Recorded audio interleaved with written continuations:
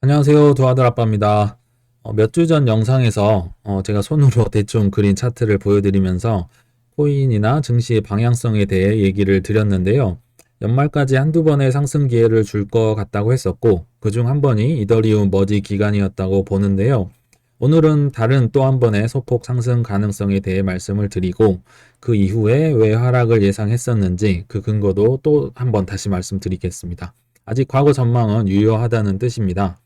또한 제가 오랫동안 생각하고 겪어봤던 장기 투자로 살아남는 정말 현실적인 방법에 대해서도 뒤에서 한번 말씀을 드리겠습니다. 일단 금주 증시 일정 짧게 보여드릴 텐데 10월 7일 미국 9월 고용보고서, 10월 13일에 밤에 이제 미국의 9월 CPI 발표, 이 정도를 좀 지켜보시면 변동성이 워낙 클 거니까 이때를 한번 지켜보시면 좋을 것 같습니다. 그리고 오늘은 경제 시황은 제가 오늘 핵심만 말해도 할 말이 너무 많아서 그냥 넘어가도록 하겠습니다. 그래서 처음은 이제 단기 상승, 제가 빠르면 한 10월쯤에 또 소폭 상승이 올 거라 보고 있는데, 일단 그 근거들을 한번 말씀을 드려볼게요.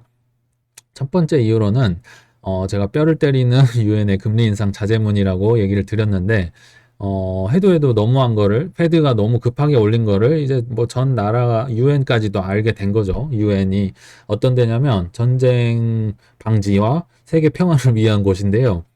거기에서도 이제 각국 중앙은행에 금리 인상 자제해 달라고 호소문, 자제문을 발표를 합니다. 오늘 기사인데요.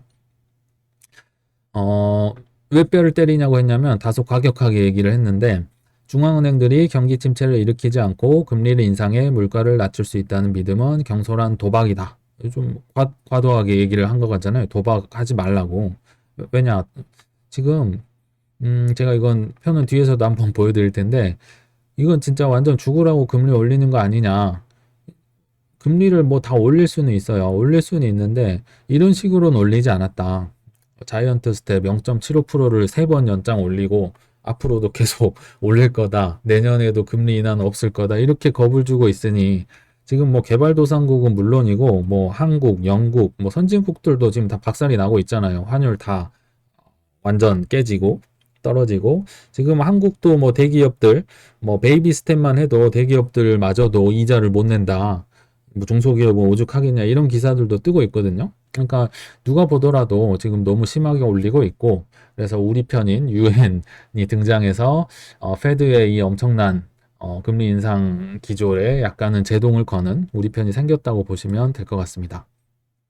또 두 번째 단기 상승의 근거로 강달러는 영원할까? 여기에 제가 의문을 제기를 합니다. 그러니까 지금 너무 비정상이란 거죠. 비정상이 정상화로 좀 돌아갈 것 같다. 지금 환전 수수료 영원이라고 하면서 달러가 너무 오르니까 은행은 이 환전 비용도 아깝다 하면서 개인 간의 달러 거래가 개인 거래가 불티난다는 정말 희한한 기사가 또 떴어요. 이게 달러당 원화 환율이니까 이렇게 떨어진다는 거는 이제 달러가 올라가고 환율이 그 원화가 떨어졌다 이런 뜻인데요. 이게 뭐 몇 달을 이렇게 가버리니까 정말 이 자체도 비정상인 데다가 이 개인 거래 달러를 하는 게 이제 뭐 3배가 늘었죠. 21년 130건에서 22년 380건.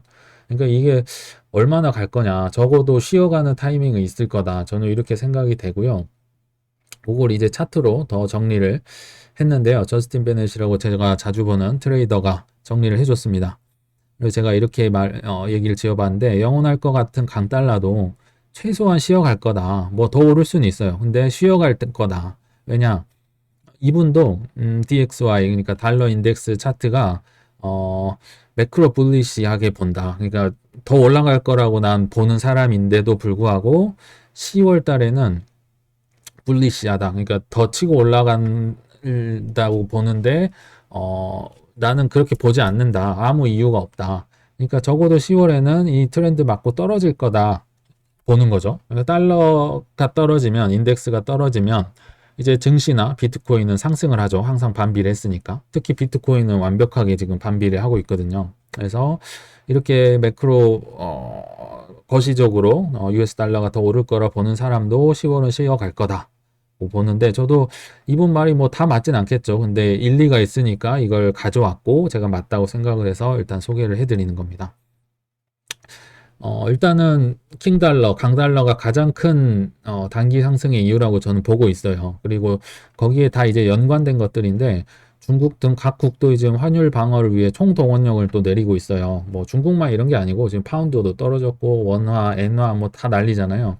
근데 중국도 또 이럴 땐 멋있어 보이는 게 위안화에 투기 말라 반드시 돈 잃을 것 하면서 이제 엄포를 놨죠. 6년 전에도 이제 소로스를 이겼다고 하면서 뭐 판정성을 거뒀다고 하는데 투기 자본 세력한테 경고장을 내리고 있죠. 이런 거 보면 중국은 이런 것도 한다면 하니까 왜냐 뭐 중국 은행들한테 달러 매도해 하면 뭐 전 중국 은행들이 달러 매도 두두두 하고 달러를 팔면서 위안화 사 하면 위안화 사고 뭐 중국 공산당이니까 이게 가능하다. 그래서 한동안은 환율 방어를 위해 총동원을 또 내릴 수 있다. 그러니까 물론 이제 미국은 그래서 킹 달러를 용인할 것 이 상황을 지금 즐기고 있죠. 그래서 제니 넬런 장관이 시장이 결정한 환율을 난 응원한다, 지지한다 이런 참 재밌는 표현을 하셨는데 어쨌든 중국이나 각 나라들도 환율 방어를 위해 지금은 의지도 있고 실제로도 많은 정책, 추가 대책을 쏟아낼 거다. 그래서 단기적으로는 코인이나 증시가 오를 거다. 이렇게 예상을 하고 있습니다. 이것도 킹달러랑 연관이 있는 건데요. 자국 화폐가 하락을 한다는 뜻이죠. 킹달러란 건. 근데 해지를 해야 될 수단으로서 다시 비트코인이 부각을 받고 있다. 물론 예전에도 나왔던 개념이지만 다시 한번 소개를 해드리면 일단 노붐 알파 CEO 그러니까 퀀트 트레이딩 컴퓨터 프로그램을 해서 트레이딩을 하는 CEO 분께서도 위안화가 지금 평가 절하를 뭐 지금 거의 14년 만에 최저치로 위안화 달러 비율을 이렇게 떨어지고 있는데 이걸 피해서 BTC로 피신할 가능성이 있다. 뭐 왔다는 건 아닌데 뭐 중국은 왔다고 해도 뭐 아니라고 하겠죠. 근데 가능성이 있다고 보고 왜냐 일단 위안화는 가지고 있으면 떨어지죠, 가치가. 그러니까 근데 주식도 이미 많이 떨어졌고 특히 중국은 부동산에 대한 믿음은 더더욱 없죠. 지금 뭐 공사도 다 멈춰버린 판이고 자기의 주택담보대출도 갚지 않고 있잖아요. 뭐 아파트를 포기하면서까지도. 그러니까 이렇게 부동산에 대한 신뢰는 붕괴를 이미 해버렸고 그래서 위안화의 대안으로 비트코인을 선택하게끔 동기부여를 할 수 있다고 얘기를 했는데요. 요거는 뭐 그러니까 가능성일 수 있는데 일단 유로나 파운드와는 가능성이 아니라 실제로 가치 폭락의 BTC 매집 투자가 늘었다고 데이터로 보여줍니다. 이 메살이라는 비트코인 분석 업체에서 보고서를 통해서 그러니까 데이터로 팩트로 얘기를 하는 거죠. EU 회원국 투자자들은 파운드화를 팔았고 유로화를 팔아서 비트코인을 매집하고 있다. 이 데이터를 각각 보여주면서 이제 보도를 한 거고요. 또는 뭐 거래량을 보면서 이런 현상이 지금 늘어나고 있다. 9월 말 30일 기사인데요. 이 해지할 수단으로서 비트코인도 이제 주식이나 부동산에 버금가는 그런 수단으로 지금 또는 뭐 금에 버금가는 그런 수단으로 쓰이고 있다. 그 얘기를 드리려고 가져왔습니다. 세 번째 단기 상승의 근거는 좀 그냥 보고 넘어가실 수도 있는데 이런 말이 있어요. 그러니까 올라간다랑 악토버의 합성어로 업토버라는 말이 있어요. 들어보셨는지 모르겠는데 왜냐하면 10월마다 비트코인이 많이 올랐다는 것을 이제 빗대서 만들어낸 신조어입니다. 뭐 작년에도 물론 들어보긴 했었지만 그래서 일단 확률 게임이긴 하지만 14년과 18년을 제외하고는 비트코인은 13년부터 매년 10월에 긍정적인 그러니까 상승을 보여줬다.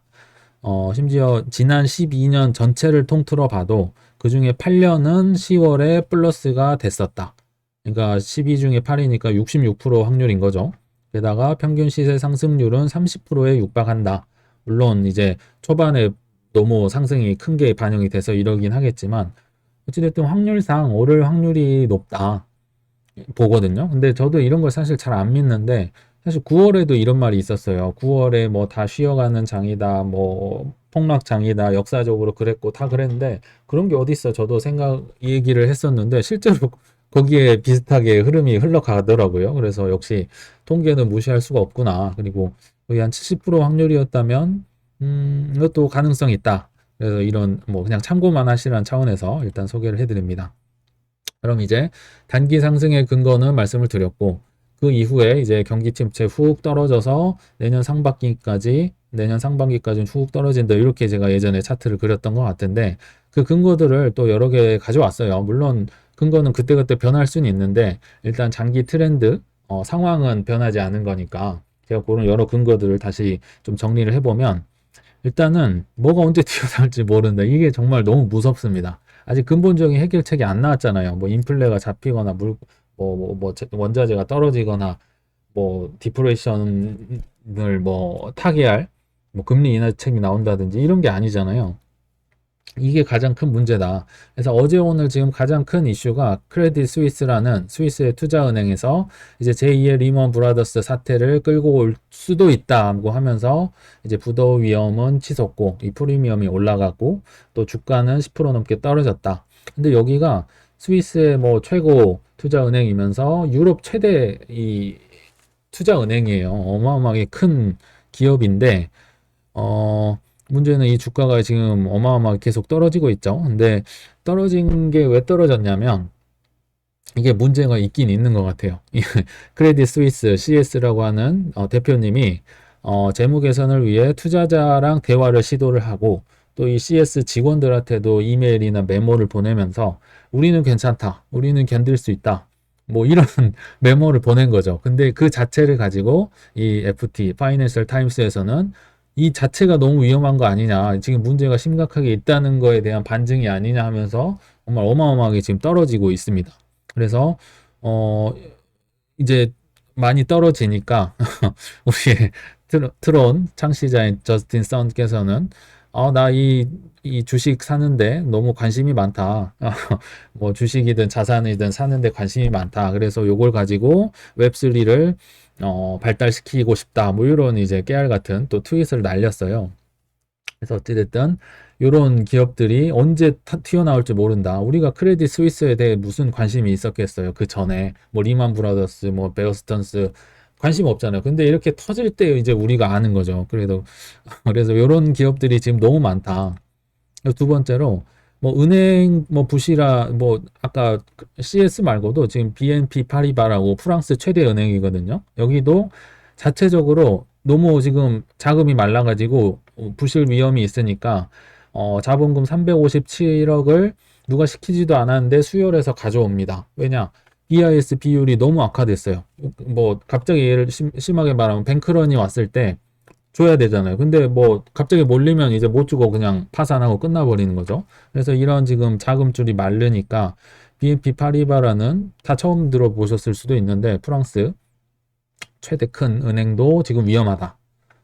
뭐가 나올지 모른다. 그리고 국내에서도 지금 하루가 멀다 하고 나오는 게 보셨는지 모르겠는데 부동산 뭐 떨어진 건 당연한 거고 프로젝트 파이낸싱이라고 예전에 한번 소개해 드렸지만 사업자들이 부동산 사업자들이 내 돈으로 사업 못 하잖아요. 부동산 못 짓잖아요. 그러니까 우리 프로젝트는 엄청 뭐 뛰어나고 뭐 수익성이 좋고 막 설명을 하면서 은행이 빌려주는 거. 그걸 프로젝트 파이낸싱을 하는데 지금 연금리 10%, 연장대 20% 이걸 빌리겠어요? 그러니까 대출은 끝났고 주택 사업이든 뭐 건물 짓는 거 지금 다 건물 멈춰 서고 있다는 돈줄 마르고 있다. 빨간불이다. 사실상 올스톱이다. 이게 오늘 기사예요. 뭐 하루가 뭐다 하고 이게 계속 나오고 있어요.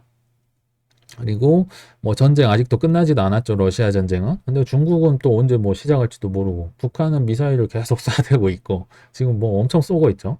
뭐 국가 부도 아직도 뭐 선진국들도 나올 수 있고 뭐 개발도상국은 뭐 물론이고 그러니까 지금 뭐가 튀어나올지 모른다. 그래서 뭐 IMF 때도 한보 사태 뭐 리먼 브라더스 뭐 서브프라임은 리먼 브라더스 뭐 이런 식으로 뭐가 하나 튀어나오죠. 근데 아직은 유야무야 되면서 튀어나온 건 공식적으로 없다. 그래서 불안하다. 이 얘기를 드리는 거고 그러니까 그런 걸 계기로 이제 떨어지겠죠. 그리고 중국도 사실은 당대회 끝나면 경기 침체 막을 명분이 있나? 그러니까 지금 사실 이미 최선을 다해서 경기 침체를 막고 있는 거예요. 제로 코로나는 물론 잘못한 거죠. 근데 지금 3연임 전에 뭐가 보여줘야 되잖아요. 그러니까 지금 부동산도 침체 막으려고 노력을 하고 있고 지금 주식도 매각 금지령 팔지 마. 나 이거 하기 전까지 3년이면 하기 전까지 팔지 마. 증권업계 지금 이렇게 얘기를 하고 있어요. 그리고 당대회 때도 이제 침체 반전시키려고 부양정책, 부동산 부양정책을 내놓을 수도 있다. 이런 얘기도 있고 반대로 해석하면 당대회 끝나면 이제 더 이상 이런 걸 할 이유가 없어요. 미국의 중간 선거도 뭐 비슷한 맥락으로 보시면 될 것 같아요. 그래서 지금이 잘하고 있는 거다. 뒤로 가면 더 힘들 수 있다. 이런 얘기를 일단은 침체의 근거로 또 가져왔고요. 이거는 약간 뇌피셜이고 안 믿으실 수도 있는데 제가 생각할 땐 그렇습니다. 한번 들어보시면 파월은 이미 자기 주식을 전 팔았다고 봅니다. 그래서 예전에 뭐 여러 뭐 인플레이션은 일시적이다, 뭐 인플레이션은 요때 2%로 떨어질 거다, 뭐 2.5로 될 거다 계속 거짓말을 반복하며 했었고 또 이걸 되게 뭔가 시간을 끄는 듯한 뭐 질질 끄는 듯한 뭐 이런 느낌이 있었잖아요. 근데 왜 보냐 왜 그렇게 저는 생각을 하냐면 이게 이제 21년 10월 기사인데요. 우리 파월 형님이 증시 급락 직전 주식 60억 원어치 팔아치웠다. 부적절 거래 논란. 이게 한참 지나야 나오잖아요. 그러니까 지금 건 안 나오겠죠. 예전 1년 전께 지금 나와서 우리가 알게 된 건데 요때 했던 말을 보자고요. 일시적이다. 뭐 아직은 괜찮다. 우리는 강하다. 그러면서 이때 팔았다는 거잖아요. 근데 반대로 아까 말씀 보여드렸죠. 미국 연준의 금리 인상 속도 이렇게 치솟았죠. 자이언트 스텝 3번. 자, 한번 이걸 왜 가능하게 했을까? 팔았으니까 가능하다. 한번 생각을 해보세요. 내가 결정권자예요. 페드 연준 의장인데 내가 손해 보면서 내가 주식 막 부동산 다 갖고 있는데 트럼프처럼 트럼프는 그러니까 증시를 막 살렸죠. 많이 갖고 있으니까. 근데 내가 손해 보면서 자이언트 스텝 3연속 가능할까? 요? 저는 절대 아니라고 봅니다. 내가 이걸 손해를 보는데 사명감을 가지고 이렇게 쭉 올렸다? 뭐 정말 있을 수 없는 일입니다. 결국은 올해 뭐 상반기 언제쯤 이분은 다 파신 거예요. 이때 슬슬슬 파시다가. 근데 뭐 해보신 분은 알겠지만 주식이든 코인이든 다 터는 것도 쉽지 않아요. 매도를 해도 더 높게 팔고 싶고 뭐 떨어지면 또 팔기 싫고 이러니까 이때 이렇게 힘들게 파셨다가 이제 다 파신 거예요. 그러니까 이제 뭐 정의의 사도가 돼가지고 인플레 파이터로 변신하면서 뭐 존 벌커가 돼가지고 이제 파시는 거죠. 제가 그래서 파월은 자기 주식 다 팔아서 이게 가능했다. 그래서 근데 이렇게 올린 것도 다시 낮추려고 이렇게 급하게 올리진 않아요.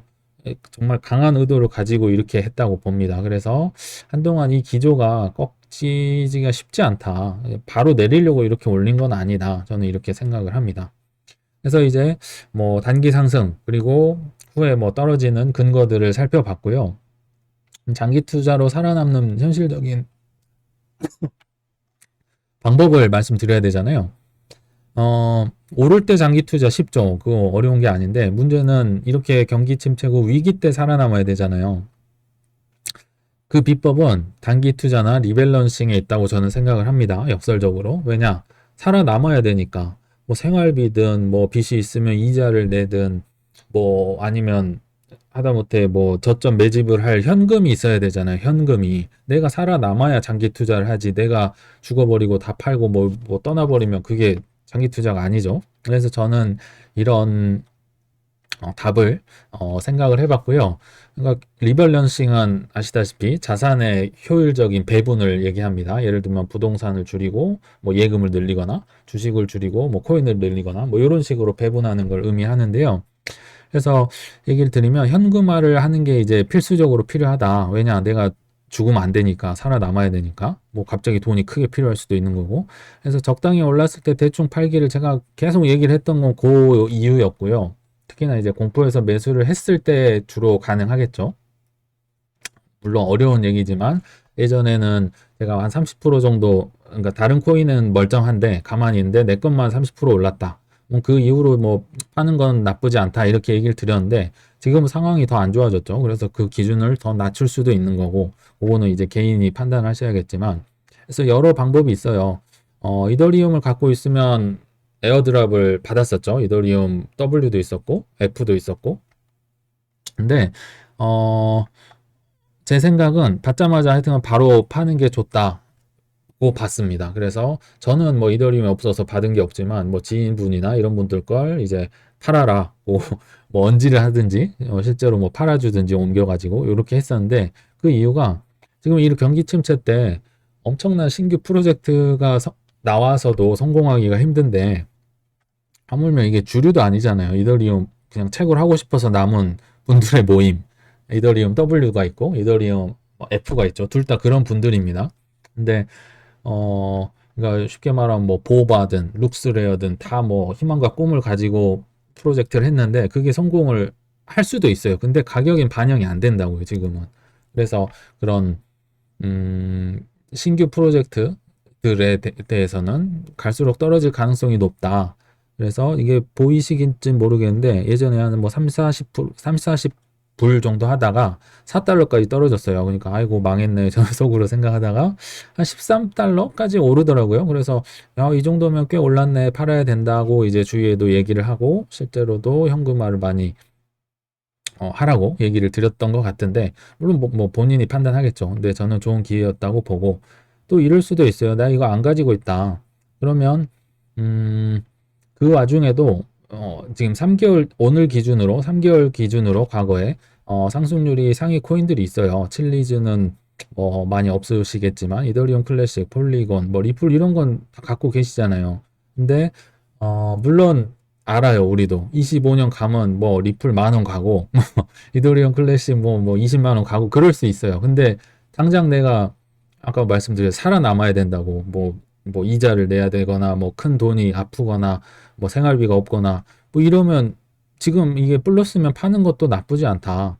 살아남아야 되니까 리플 크게 오르겠지만 좋지만 그래도 살아남으려면 그리고 플러스라는 조건 하에서 파는 것도 나쁘지 않다. 이런 식으로도 해보셔라 말씀을 드린 거고 주말에 올랐던 코인들이 몇 개 있어요. BTC 마켓에서 리저브 라이트나 뭐 선, 저스틴 선의 선 그 코인들이 좀 많이 올랐어요. 근데 하나만 예를 들어보면 이런 식으로 오르고 이런 식으로 오르고 이게 이번에 올랐거든요.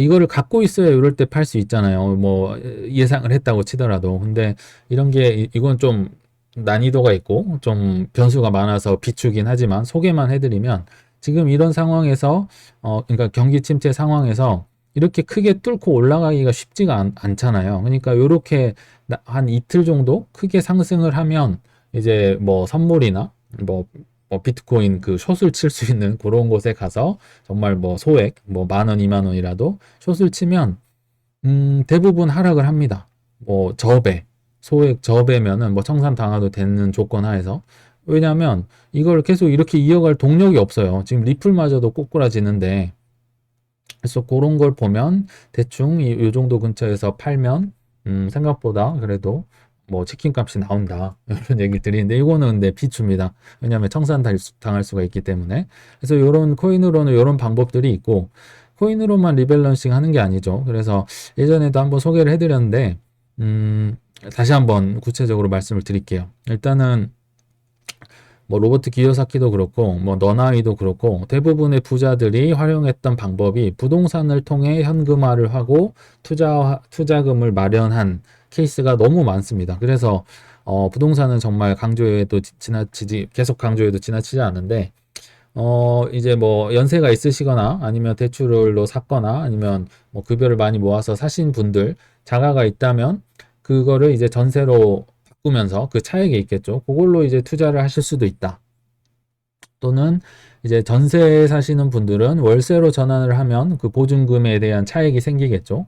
그걸로 해서 투자를 할 수가 있다. 되게 위험해 보이잖아요. 근데 너나 위든 뭐 여러 그 쉽게 말하면 부동산이나 이런 투자로 부자 되신 분들이 이 방법을 되게 많이 써요. 거의 대부분이 이렇게 시작을 합니다. 근데 뒤에서 말씀드리고, 그리고 전세에서 전세로 갈아타는, 뭔가 수도권 전세에서 뭐 지방 전세로 갈아타든지, 아니면 뭐 큰 평수 전세에서 작은 평수 전세로 갈아타든지, 이렇게 하면 차익이 생기잖아요. 그래서 그걸로 투자를 하는 건데, 문제는, 그냥 어설프게 따라하지 마시라. 적당한 공부량과 의지로는 절대 시도하지 마셔라. 그거 다 없어진다. 그러니까 적당한 공부를 엄청나게 해야 되죠. 그리고 강한 의지를 가지고 모험인 거잖아요. 그런 게 있어야 이제 승부를 걸어볼 수가 있다. 그냥 소개를 해드리는 거지 이게 다 된다는 건 절대 아닙니다. 그리고 예금, 적금, 보험을 가지고도 뭐 중단하거나 해지를 하면 엄청난 손해를 보잖아요. 이자가 날아가든지 원금, 보험은 특히 종신보험 이런 거 원금이 막 떼이기도 하고 그러잖아요.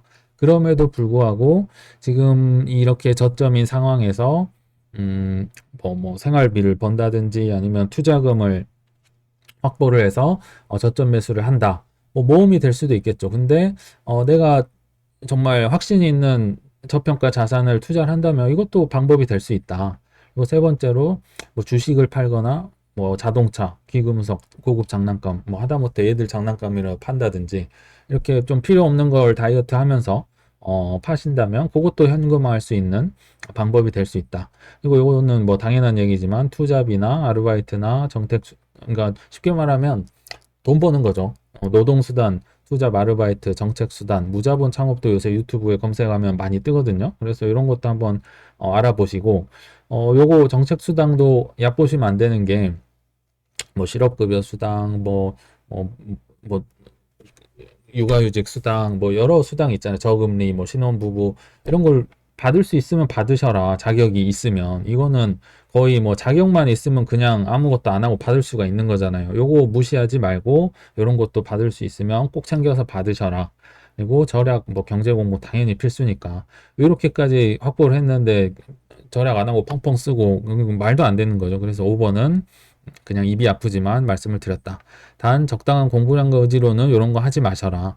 엄청 공부하시고 엄청 그런 거 아니면 그냥 그 노동 소득으로 그냥 하셔라. 그런 얘기를 드리고 싶습니다. 이거는 강한 의지와 엄청난 공부량이 있을 때만 시도 가능한 전략이다. 뭐 그래서 그럼 현금화한 걸로 이제 뭐 하냐?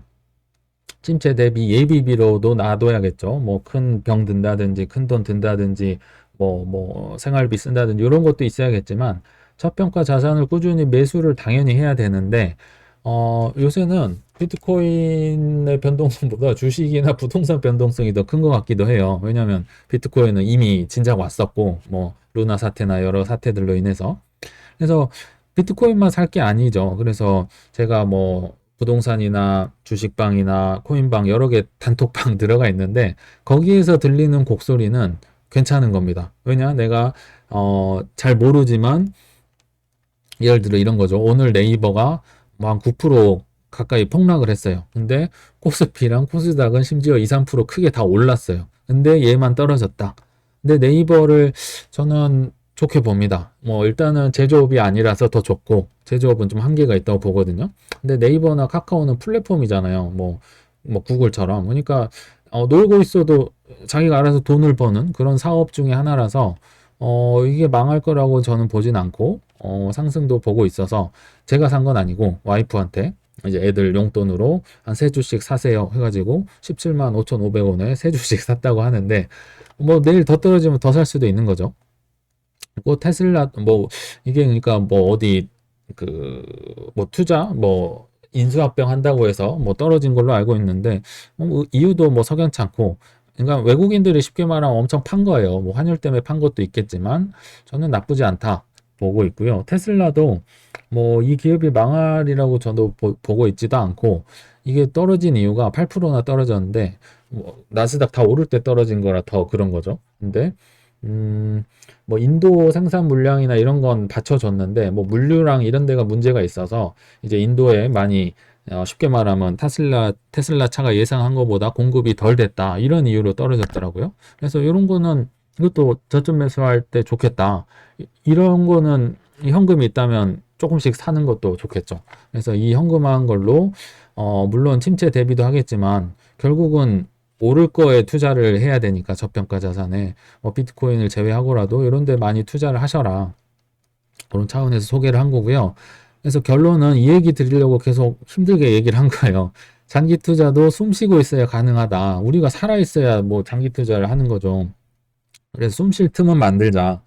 장기 투자하라는 사람들은 맨날 사라고만 하고 팔라고는 안 해요. 뭐 계속 가지 모으는 거래요. 근데 다 알죠. 뭐 25년 가면 다 오르고 다 알아. 근데 누가 몰라요. 근데 문제는 내가 살아있어야 뭐 견뎌내야 이걸 뭐 장기 투자를 할 수 있지. 결국 뭐 경매 들어와서 뭐 집이 팔려 나가고 뭐 내가 코인 막 다 팔아버리고 이러면 뭐 끝나잖아요. 그래서 저는 현실적으로 어 이런 여러 모험책일 수도 있지만 이런 대안들을 한번 말씀을 드린 거고 근데 오해를 하면 안 되는 게 저도 장투를 선호하고 장기 투자를 통해서 과거에 큰 손해를 많이 봤던 사람입니다. 그래서 장투가 기본입니다. 핵심인데, 근데 오래 버티려면 역설적으로 아까 말씀드린 단기 투자 혹은 리밸런싱을 잘해야 돼요. 왜냐하면 90% 이상의 투자자들이 이미 크게 물려 있고, 근데 한동안 또 오래 버티면서 살아야 되잖아요. 그래서 조만간 강달러가 이렇게 수그러들고 중국 강대회나 미국 중간선거를 코앞에 두고 있는 10월이